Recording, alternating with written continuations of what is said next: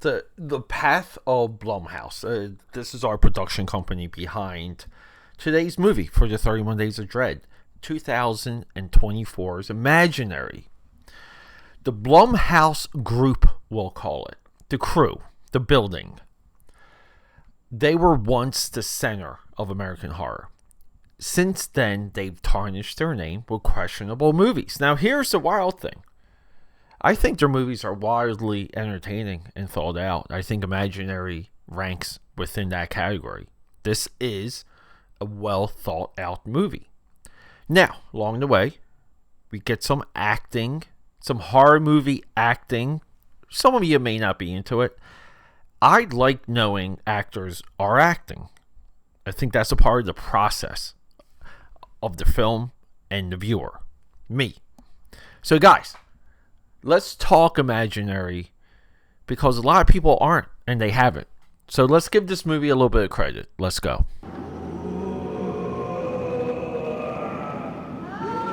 It's October and it's time for the 31 Days of Dread. This is where you get one horror movie a day for the entire month of October. That's how much we love horror. That's how much we love Halloween on the Film Buff podcast. And here's the crazy thing.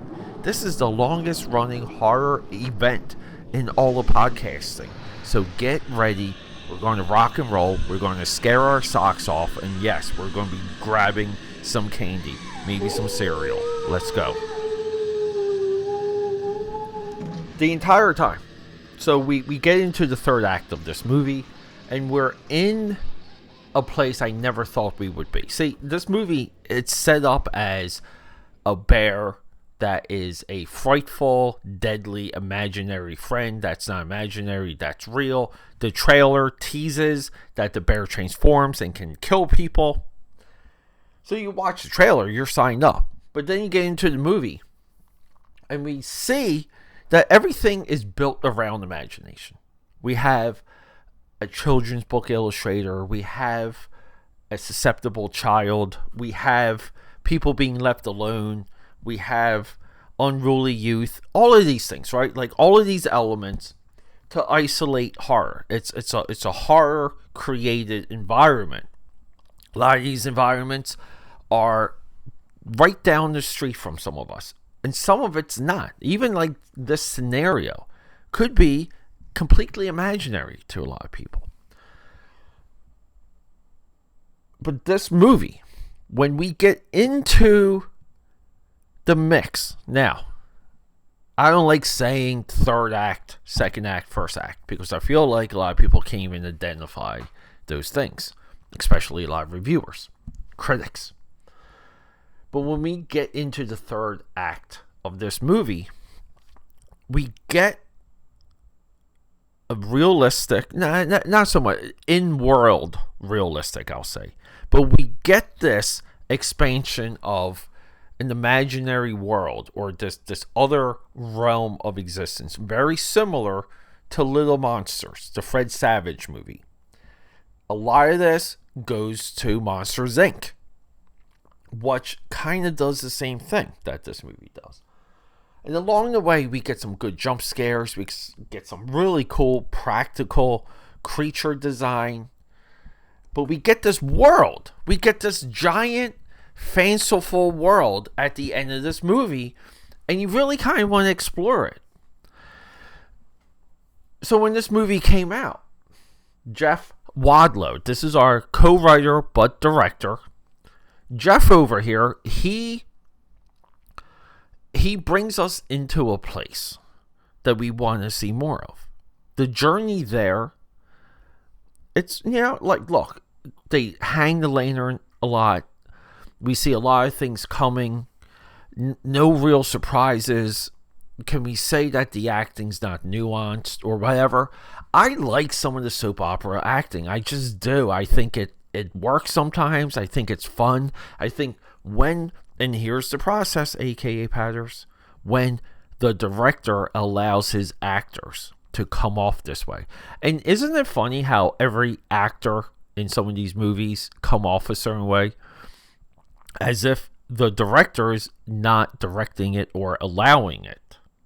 Isn't that crazy? So when people say, oh, the acting is horrible, What do you mean? Oh yeah, the whole movie. The acting's bad. Really? The whole movie? That's such a weird thing to dissect. I dug this movie. I think this movie is paired so well with Little Monsters. I think of a generation that grew up watching that Fred Savage movie. The explanations of this imaginary world, this imaginary realm that we eventually get into, we get fully into it, I think it's there.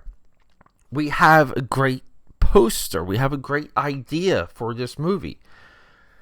I think what people wanted, and we talk about this, aka Patters, people just wanted straight up horror.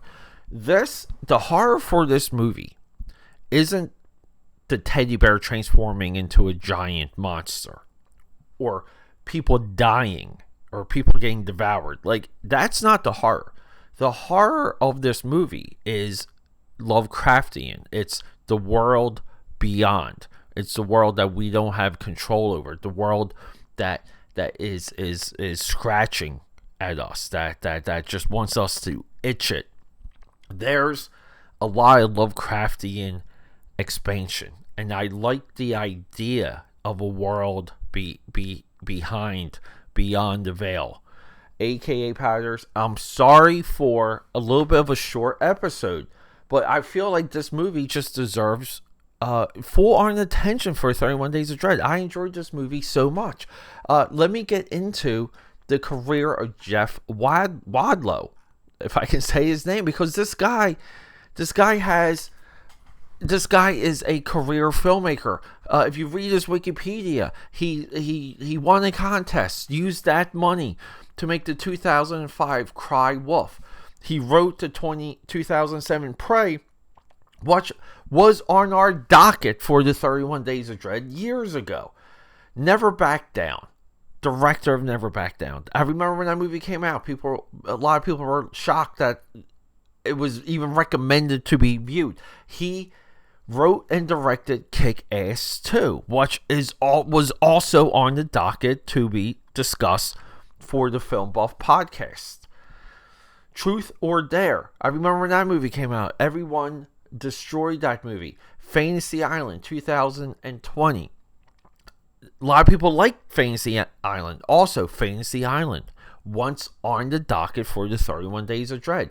Bloodshot, a movie that we love here on the Film Buff podcast. And the 2022 Netflix, The Curse of Bridge Hollow, which yet again has been on the docket of this podcast. This guy does great ideas. He does sequels. He's a 100% skilled individual that seems like, if you read about his history, has the type of passion we want our filmmakers to have. This movie is almost a soft sequel to Little Monsters. So guys, go check out both of those movies. Don't sell yourself short. Go check out Imaginary. Don't listen to what they're telling you online. AKA Patters, thank you for joining me for another episode of the 31 Days of Dread. We have been dedicated to horror for a long time on this feed, on this podcast.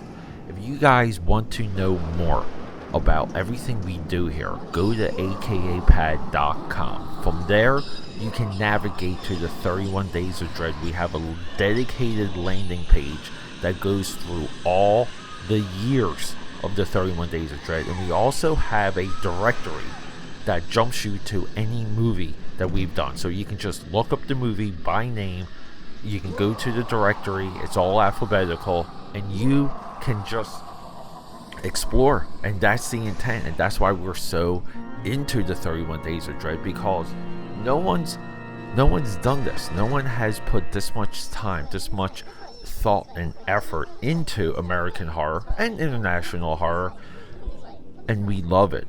Horror is the future of American cinema. Horror right now is holding up American cinema, and I'm so thankful for it. So I'm hoping that you can extend yourself, explore, and continue the conversation.